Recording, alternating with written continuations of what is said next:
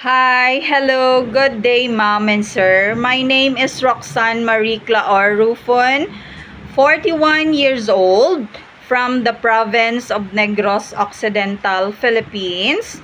I graduated as an elementary education and my religion is a Christian.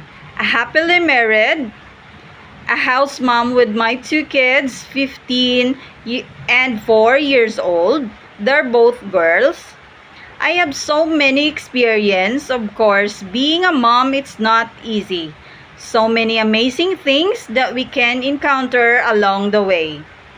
But before that, when I was a young lady, I already experienced those because I've been a nanny for 2 years to the 1-year-old toddler, a 6-year-old girl, and a 9-year-old boy only here in the Philippines. Me, as a mom and a nanny in my job, I'm very careful, a health conscious, and I am focused with my kids and their food, tidiness, of course, all the household chores, just like cooking, cleaning the house, washing the clothes, and many more. I am very simple mom and a nanny and a trustworthy one.